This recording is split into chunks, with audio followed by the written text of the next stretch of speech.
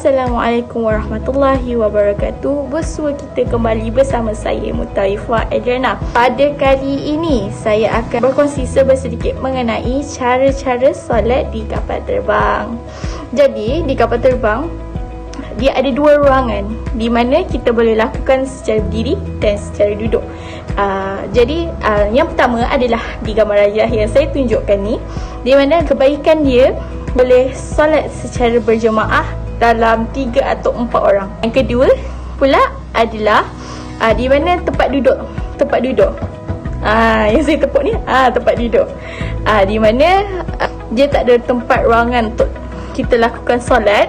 Jadi cara solatnya adalah cara solat duduk. Nanti saya akan tunjukkan cara-caranya. Okey, pada kali ini saya akan berkongsikan kepada penonton semua mengenai cara kita nak berwuduk.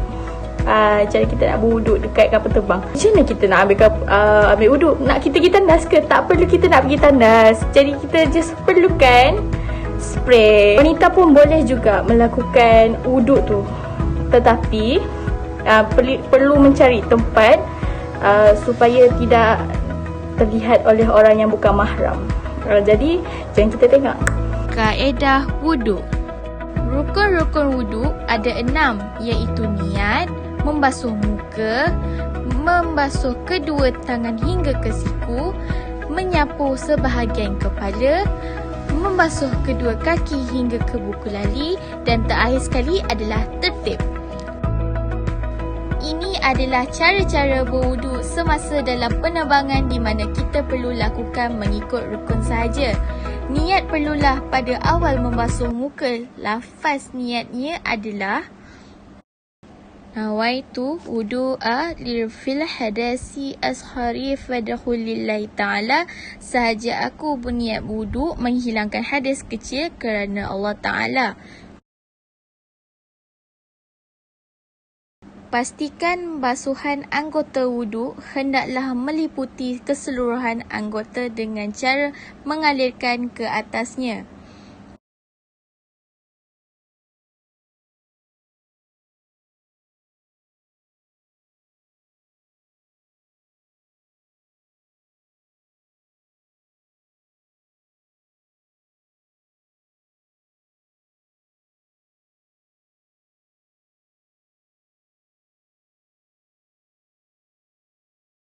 Seterusnya, menyapu air sebahagian kepala dan terakhir sekali membasuh kedua kaki ke buku lali.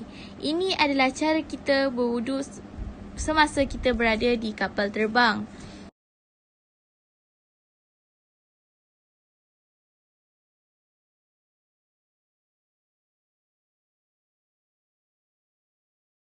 Ini adalah bacaan selepas berwuduk. Ashhadu an la ilaha illallah wahdahu la syarikalah lahu wa ashhadu anna Muhammadu abduhu wa rasuluh. Duduk tegak mengikut keselesaan anda dengan meluruskan badan dengan tangan. Niat solatnya adalah usalli fardu zuhri raq'ataini adaan lillahi ta'ala. Sahaja aku solat fardu subuh 2 rakaat kerana Allah Ta'ala.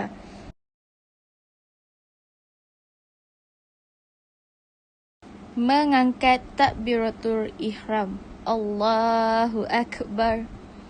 Terusnya membaca Al-Fatihah dan surah.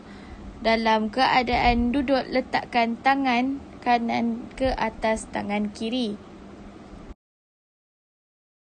Rukuk hendaklah menundukkan kepala dan membengkokkan badan ke hadapan, tangan diletakkan di atas lutut. Iktidal, mengangkat kepala dan meluruskan badan dengan tangan.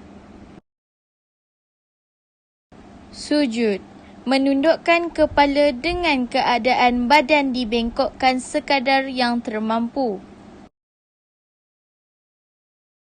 Duduk di antara dua sujud dengan meletakkan tangan di atas paha. Sujud menundukkan kepala dengan keadaan badan dibengkokkan lebih rendah daripada keadaan rukuk.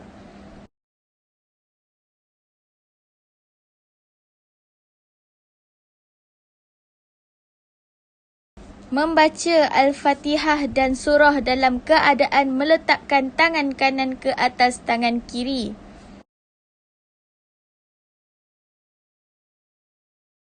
Rukuk dengan menundukkan kepala dan membengkokkan badan ke hadapan tangan diletakkan di atas lutut.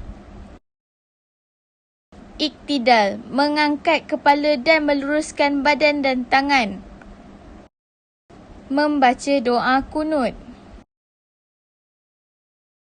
Sujud menundukkan kepala dengan keadaan badan dibengkokkan lebih rendah daripada keadaan rukuk.